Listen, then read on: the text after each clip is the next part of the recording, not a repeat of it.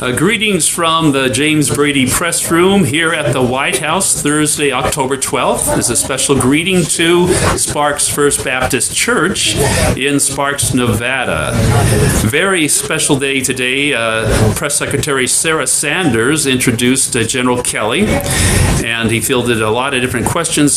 Some of the key questions that would address the concerns about security, national security in light of North Korea leader and threats with nuclear attacks. And General Kelly addressed this concern about growing in proliferation of nuclear weapons and access to. I was able to ask General Kelly a question specifically about President Trump's lack of support for UNESCO and then the pulling out of UNESCO, and how that might lead to the defunding of the UNRWA schools. UNRWA schools are United Nations Relief Workers Agency schools in Gaza, Palestinian area, West Bank, and their incitement to kids to violence against the Jews. A lot of tax dollars go into the UN. President Trump has had serious concerns about the UN and made statements before about the possibility of pulling out of the UN.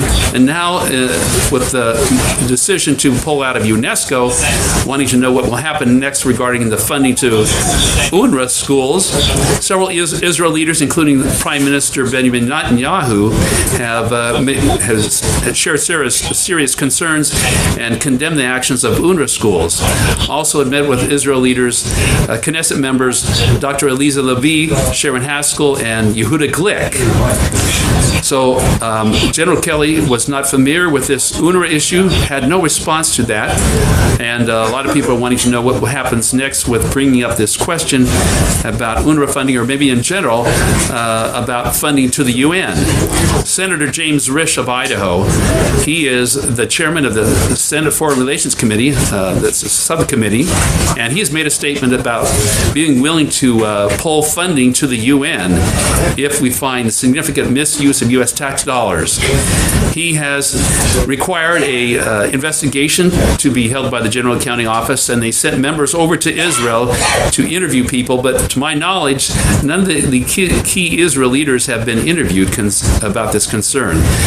So there's a lot up in the air regarding about what happens next about funding to UNRWA, and we eagerly wait for President Trump's decision on that as well.